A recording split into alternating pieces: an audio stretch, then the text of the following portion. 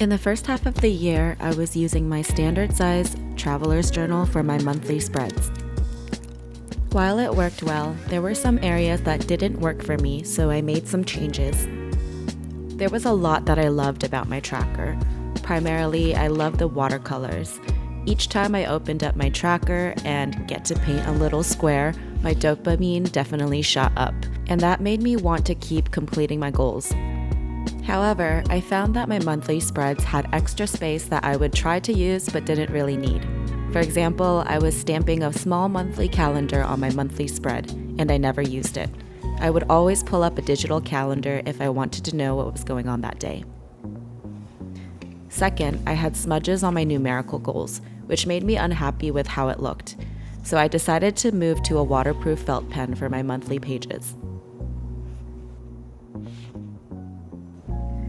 Starting in July of this year, I decided to move into a smaller format to optimize what I was trying to get out of my monthly goal system. My standard traveler's notebook is now used solely for long-form journaling or scrapbooking, and my tracking and tasks go into my passport. The first section in my monthly spread is my goals. These are the discrete things that I want to accomplish, like read 5 books or learn Japanese every day.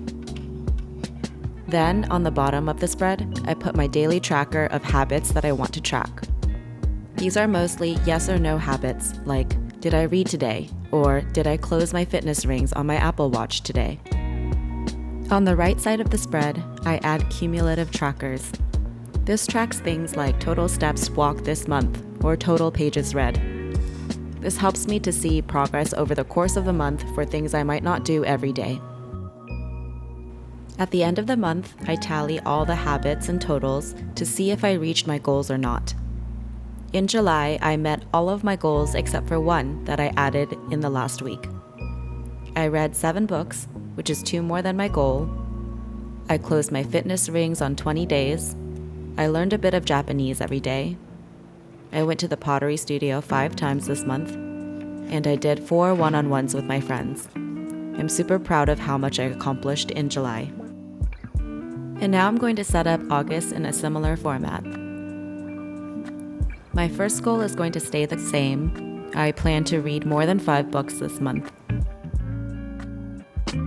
My second goal is a new one. I've been doing too much online shopping lately, so I plan to curb this by aiming for 20 no-buy days, where I don't purchase anything physical that's not consumable.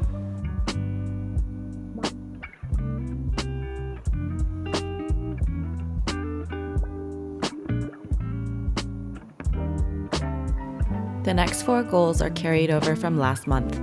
I want to close my Apple Watch fitness rings 20 times, learn Japanese every day, reopen my Etsy shop, and go to the pottery studio 5 or more days.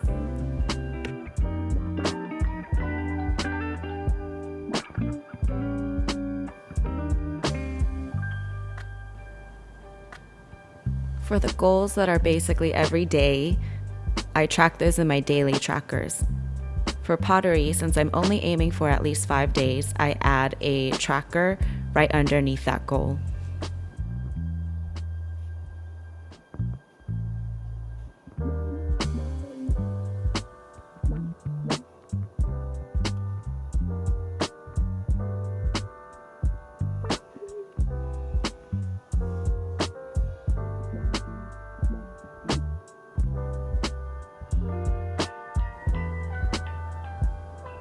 My last goal for the month is new as well.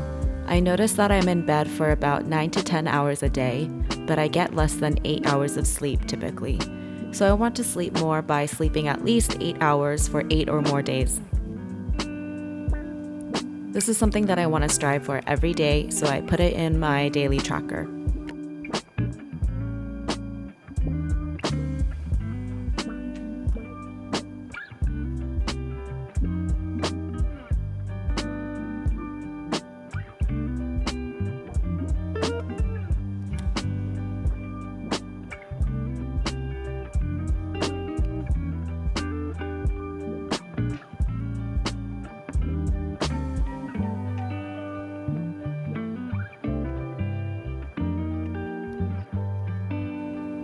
After setting up the daily habit trackers, I add my other monthly trackers that aren't necessarily tied to goals.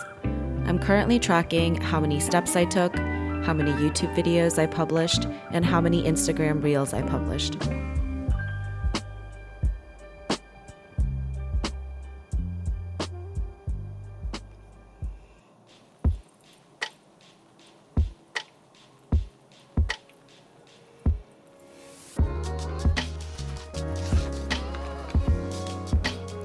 I typically check my monthly tracker in the morning and once again in the afternoon. I carry a portable brush and my compact watercolor kit and a small bottle of water so that I can add bits of color into my planner throughout the day.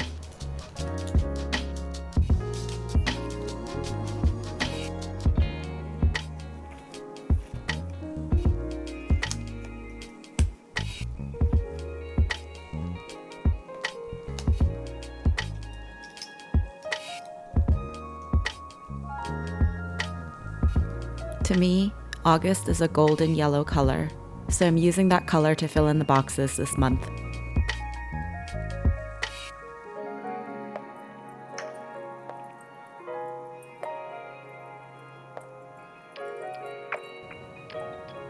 Right now, this is a process that works for me and I'm very happy with it. I'm sure things will change and I'll adapt in the future, but right now, I'm just happy with finding something that works for me. Thanks for watching.